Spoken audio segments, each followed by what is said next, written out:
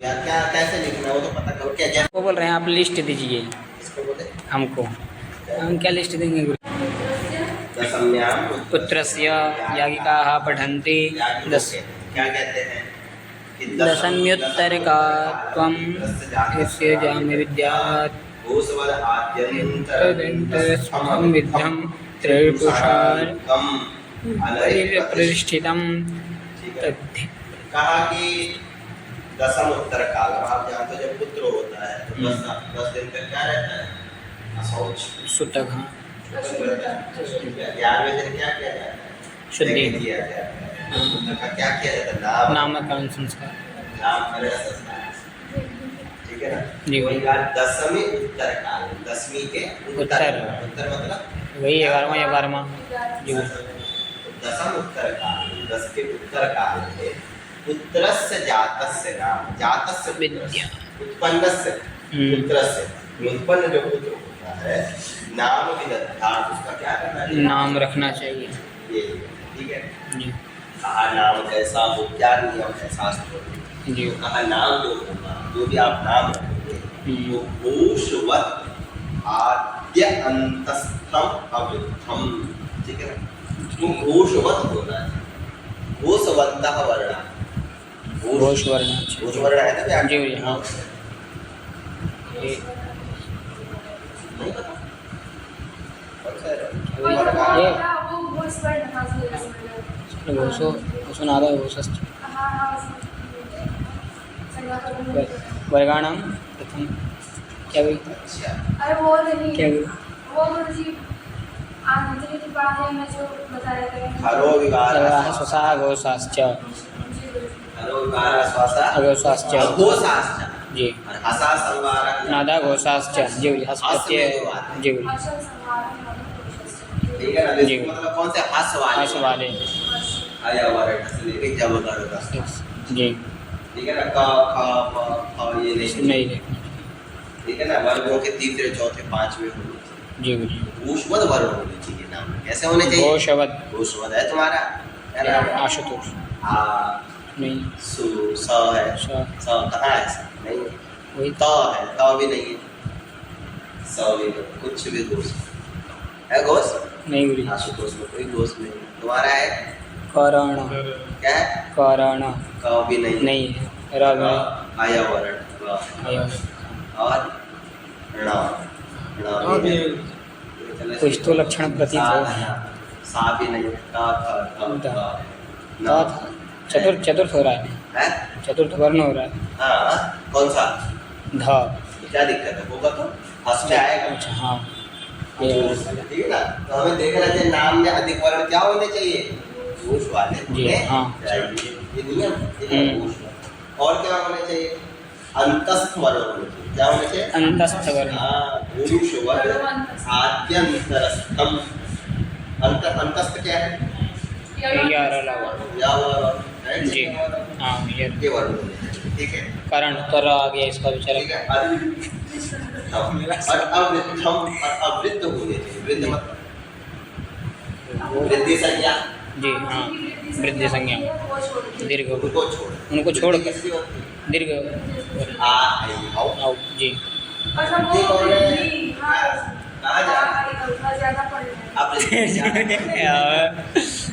जी ज़्यादा पढ़ने का लक्षण कम पढ़ो संज्ञा बोल रहे थे हाँ ठीक है ना तो वृद्ध क्या है वृद्ध कौन सी संज्ञा है वही तो मतलब नहीं आता वृद्धि है वृद्ध लिखा है लेकिन है क्या वृद्धि वृद्धि अवृद्ध होना चाहिए अवृद्ध या वृद्धि संज्ञा नहीं होना आ चाहिए आई औ ये ज़्यादा नहीं जी बात समझ आएगी और क्या बोला त्रिपुरुषानुगम क्या होगा त्रिपुरुषां त्रिपुरुषानु बोला है त्रिपुरुषानु मतलब तीन पुरुषों की आपकी जो तीन पीढ़ियां हैं तीन पीढ़ियां जी उससे संबंधित नाम है वो उसका इंडिया में सीखना लगता है कि लास्ट में जोड़ दीजिए बस जैसे हमारे यहाँ भी है दादी का हमारे दादाजी का जैसे दादाजी का नाम था चैतराम जी पिताजी का नाम हो गया सालिक राम जी हाँ चाचा का नाम हो गया उदय राम जी राम जी ठीक है वो तीन पुरुषों पीढ़ी से संबंधित होना चाहिए जी त्रिपुरुषानुगम होना चाहिए क्या होना चाहिए पुरुषानुगम त्रिपुरुषानुग होना चाहिए मतलब तीन पुरुषों तीन पीढ़ियों से तीन उसमें पीढ़ियां उससे क्या होती है मिलना होनी चाहिए। आज भी जोड़ते कई जगह तो जी लास्ट में हमारे बच्चे के बीच थोड़ा हमारा नाम भी जी है ना, हाँ तो वो भी बोलता है ठीक है, तेरे पुरुषानुकम होना चाहिए, ये शास्त्र ने कहा है, वो अपने आप नहीं बोले। इसका मतलब तो क्या हुआ, हमारे पूर्वज ही क्या थे, पढ़े लिखे थे, वो तो हम ही, जी वो तो पढ़े भी नहीं थे फिर भी की काम करते थे कि नहीं करते। जी गुरुजी हाँ आज भी देखा हो कई जगह लगाते ही ऐसा ऐसा, जी तो वो तो पढ़े लिखे तेरे पुरुषानुक होना चाहिए, तेरी पीढ़ियाँ उससे क्या होनी चाहिए, रिलेटेड होनी चाहिए। और अनरिक प्रतिष्ठितम, और अरिक प्रतिष्ठितम का जो अरी का नाम, अरी दुश्मन का नाम असुर में, अरी मतलब क्या है, शत्रु दुश्मन भी अच्छा दुश्मन भी ठीक है, दुश्मन जो हमारे जो दुश्मन है हाँ। ठीक है ना, वही तो हम शत्रु सोचे कि वो जो अच्छा हाँ वो आगे पढ़े थे ना वो अरी मतलब शत्रु ठीक है, कोई भी हो सकता है ठीक है ना। मधुबनी का मुझे याद है। अरी मतलब क्या है, शत्रु। शत्रु के नाम से कोई हमारा शत्रु है, जी उसके नाम से हम अपने बच्चे का नाम रखें तो जिंदगी भर क्या रखेंगे, जी शत्रु है, ये भी शत्रु ही खरीदना है, जी हाँ तो क्या होगा, अनरिक प्रतिष्ठित होना चाहिए, अरी प्रतिष्ठित नहीं होना चाहिए, अरी के नाम से प्रतिष्ठित नहीं होना चाहिए। ऐसा हमें नाम रखना चाहिए ठीक है। वही कहा और तद्हि प्रतिष्ठित तमम भवति, ऐसा जो नाम होता है वो क्या होता है, प्रतिष्ठित तमम भवति, अतिशयेन प्रतिष्ठित होता है, प्रतिष्ठित नहीं होता है, प्रतिष्ठित तम होता है, अतिशय प्रतिष्ठित होता है ऐसा नाम। कैसा नाम, जो क्या होता है, घोषित वर्ण अंतस्थ वर्ण होता है और वृद्ध संज्ञा न हो, वृद्ध संज्ञा से ना हो ठीक है ना, ये त्रिपुरुषार्थ हो, और क्या हो, अनरिक प्रतिष्ठित हो, अरे दुश्मन के उसमें वो नाम न हो, किसी हमारे दुश्मन का वो नाम ना, जी ठीक है ना, अनरिक प्रतिष्ठित हो, तद्हि वही नाम प्रतिष्ठितम भवति, प्रतिष्ठितम मतलब प्रतिष्ठित अतिशय, सही अतिशयेन प्रतिष्ठितो भवति, अतिशयेन प्रतिष्ठित होता है। और क्या होना है, और भी कहा द्वयाक्षरम चतुरक्षरम वा नाम, नाम में या तो 2 अक्षर हो या तो 4 अक्षर हो, जी कितने हो, 2 या 4, आशुतोष 4 है हमारा, तब तो ये श्लोक बनाने की दृष्टि आ जाएगी गुरु जी, क्या है?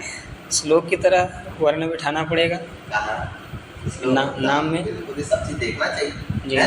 4 अक्षर है, 2 अक्षर का ही नाम, टिंटो फिंटो सही है, ठीक है, तो 4 नाम कम से कम, वो 4 वर्ण हो, 2 अक्षर हो या चतुराक्षर, वही कहा द्वयाक्षरम चतुराक्षरम वा नाम, कृतम कुर्यात् न तद्धितम, कृतम कृतम शब्द क्या होना चाहिए, कृदंत कृदंत प्रत्यय होगा तो चलेगा, लेकिन तद्धित नहीं होना चाहिए, क्या नहीं होना चाहिए, तद्धित नहीं होना चाहिए, कृत प्रत्यय होगा तो ठीक है, तद्धित प्रत्यय हाँ 2 प्रकार के है ना, जी, प्रत्यय से अगर युक्त होगा तो ठीक है, लेकिन तद्धित प्रत्यय नहीं होना चाहिए, कृतम से कृतंत कृदंत जी न तद्धितम, तद्धित नहीं होना चाहिए। एक बात समझ आई है जी, न च आंतरेण व्याकरणम, व्याकरणम अंतरेण, व्याकरण के बिना न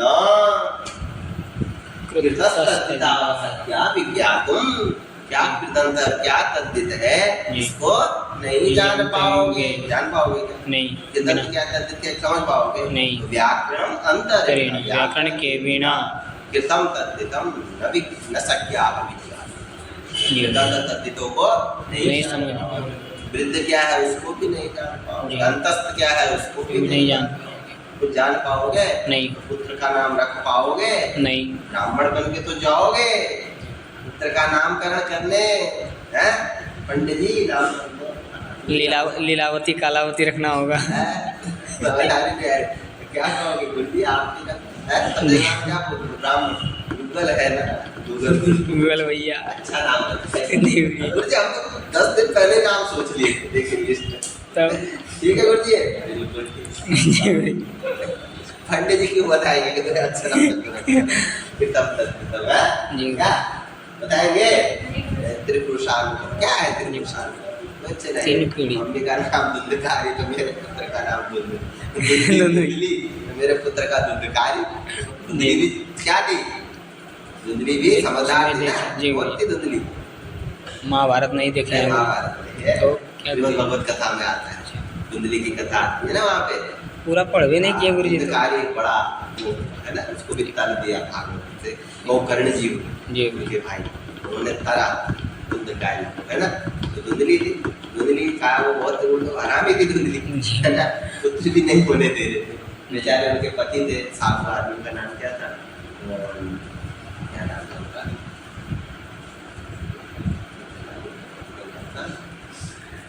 साधु आदमी थे। जी तो ऋषि पे गए, ऋषि को बोला महाराज अब तो हम मरने जा रहे हैं। कहा क्यों मर रहे महाराज? कहा देखो सब कुछ भगवान ने दिया, राजपाट दिया, सब दिया, पर एक पुत्र नहीं दिया है। किसके लिए? ऋषि समझाए भैया तुम्हारे जो प्रारब्ध में है उतने में ही संतुष्ट रहो, जी ठीक है। जब नहीं है उसके लिए ज्यादा प्रयत्न नहीं मत करो। जितना कर लिया खूब यज्ञ युग कराए, ताकि भैया इतना प्रयत्न मत करिए। तो फिर बोलो ना मैं तो आज मरूंगा। ऋषि ने कहा तो मेरा ही कोई नहीं रहा, मेरे सामने मरेगा उसका पाप भी मुझे लगेगा जी है। हाँ ब्राह्मण बनने जा रहा है, पाप कौन लगेगा? मुझे लगेगा कि नहीं लगेगा? कहा भैया इसका तो कुछ ना कुछ समाधान करना पड़ेगा, नहीं तो ये मर जाएगा पाप मुझे लग जाएगा। तो फिर ऋषि जो थे उन्होंने बोला एक फल दिया। क्या दिया? एक फल। और कहा लो भैया अपनी पत्नी को खिला देना, पत्नी क्या हो जाएगी? गर्भवती हो जाएगी है जी। और क्या होगा? पुत्र हो जाएगा, फिर आनंद से रहेगा। जी खुश हो गया ब्राह्मण, कहा अब तो मजा आया जी गया घर। तुरंत पत्नी को बोला नहाओ धो आ जाओ। क्या मारा? एक ऋषि ने फल दिया है, जी। खाना ना आपको सुबह उठ करके बिल्कुल स्वच्छ अपना खाना, बस ठीक है। कहा क्या है इस फल में? धुंधकारी पे चतुर्थी है ना, क्या है? बोले से उसको टेंशन पुत्र होगा तो क्या होगा? खा नहीं पाऊंगी कुछ, घूम नहीं पाऊंगी, कपड़ा नहीं पहन पाऊंगी, है टेंशन हो गई जी। भिखारी को। क्या करे महाराज? बड़े सुंदर आए माँ बाप श्रीमद् भागवत की जब प्रारंभ में पढ़ो कथा है तो भिखारी को क्या करे? भिखारी ने अपनी बहन को बुला ली, बहन आओ जरा, क्या बहन देख फल तो आया है, गर्भवती हो जाओ तो भूखूंगी कैसे? खाने में भी रोक लग जाएगी, पहनने में भी रोक लग जाएगी, पीड़ा असह्य पीड़ा सुनी हो मैं, मेरे बस का तो नहीं। बहन बोली तो चले एक काम कर, मेरा वो भी गर्भवती थी, कहा किसी को मत बताना, और मेरा जो पुत्र होगा वो मैं तुझे दे दूंगी, मेरा पति पैसों का लालची है, उसे कुछ दे देना, तेरे पे बहुत पैसा है। हाँ ये ठीक है। और कभी फल खाने से पुत्र हुआ है, उनका ज्ञान दे। हाँ ये भी बात सही है, खाली कहाँ काम होता रहता है, पागल है मेरा पागल है। तो कहे कि क्या करे, कुछ तो करना पड़ेगा ना, उनका भी क्या वो तो देखना पड़ेगा सही है कि गलत। तो कहा एक गाय थी उसके घर, और उसको इसको खिला दो, बस। पिताजी ने क्या किया, उसको फिर खिला दिया और अपना उससे शब्द हो गया कि आपको हम पैसे देंगे, आप निश्चिंत रहिए, है ना। और एक पुत्र जिस दिन होगा उस दिन मेरे घर पे आ गए। और उस दिन से धुंधकारी क्या करती, धुंधली क्या करती, एक्टिंग भी शुरू कर दी थोड़ा,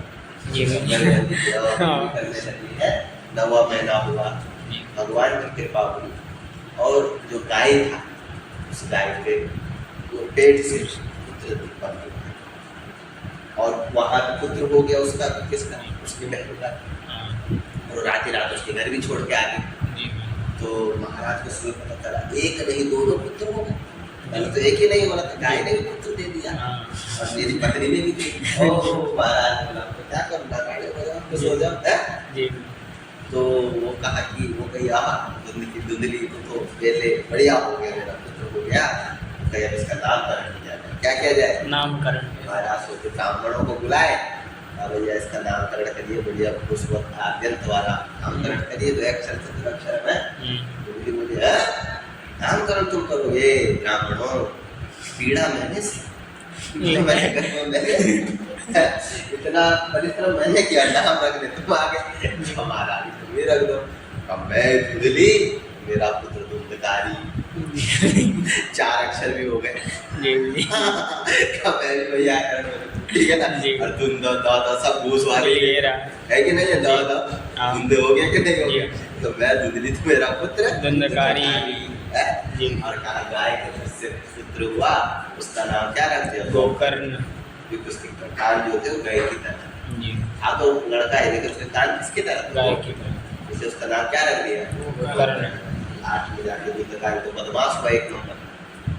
लास्ट में महाराज धुंधली भी मर गई, ऋषि भी मर गए। मैंने कहा कि कौन है वो, फिर सब जुआ खेलने लगा, है ना, उल्टाओं को घर में लाने लगा, ऐस करने लगा, पैसा सारा लुटा दिया है। और बेचारे गोकर्ण जी साधु हो गए, तो अपने वनवास चले गए अपना, वो तो ज्ञानी पुरुष निकले गवर्नमेंट है ना, वो अपना चले गए, दोनों मर गए। लास्ट में निंदकारी भी क्या हुआ, उसकी भी उल्टाओं ने जब तक पैसा था तब तक तो उसकी सेवा करी, खाया पिया। जिस दिन उसमें कुछ नहीं, वो चोरी करके भी लाया, वो जो उनको दिया, जिस दिन वो चोरी भी नहीं कर पाया उस दिन उन्होंने उसको मारा पीटा, कहा कि ये तो इसके चक्कर में तो हम फंस जाएंगे, चोरी कर रहा है ना, कल हमारे पास आएंगे तो उसको पकड़ के हमको हम पे भी लात दूसरे चलेंगे। तो 4-5 उल्टाएं थी, उन्होंने उसको मार के एक कुएं में डाल दिया। कथा गौकर्ण जी आया, गौकर्ण जी को स्वप्न हुआ मेरा कोई एक प्रेत आत्मा है, वो भटक रही है मेरे घर है। गौकर्ण जी को कौन है मेरे सामने, गौकर्ण जी तो सिद्ध पुरुष। गौकर्ण जी कहे अरे कौन हो, क्यों मेरे स्वप्न में आ रहे, क्यों मुझे वध कर रहे थे। तो फिर एक वृक्ष से आवाज आई, जब तुम्हारा भाई कहा कौन का दुर्गाई है, तो कहा अरे कहाँ से, कहा भैया मेरी ये स्थिति, मैंने ये किया, तुम तो चले गए वनवास, हम यहाँ और बोलते ऐसे हमारी स्थिति को। तो फिर उपाय सोचा, इधर उधर किए, नारद ऋषि ने कहा इनको क्या कराओ, फिर भागवत की कथा सुनाओ, तब इनकी बुद्धि होगी है। गौकर्ण जी व्यास बन बैठे, कथा सुनाई 7 दिन तक। उसके बाद विमान आया, भिखारी को अपने साथ ले गया। ये भगवान दोनों से पुराने की जय हो। भागवत कथा करनी पड़ेगी है ना जी जी। तो फिर क्या हुआ, यही है भागवत कथा का सार है। तो इसका यही अर्थ है कि कितना नीच से नीच भी जो पतित होता है उसको भी श्रीमद् भगवत की कथा क्या कर लेती है, तार लेती है। उसके उसमें आया, रहस्य में आया, प्रथम में द्वितीय में, पहले में तो शुरू में वो है ना, पहला क्या बोलते हैं महात्म्य, महात्म्य, महात्म्य की महात्म्य में आया, प्रथम अध्याय में नहीं आया। तो महात्म्य क्यों करना चाहिए, इससे ये पता चला कि जो कितना नीच भी था उसको भी इससे क्या हो गया, कर गया, उसको भी विमान आ गए भगवान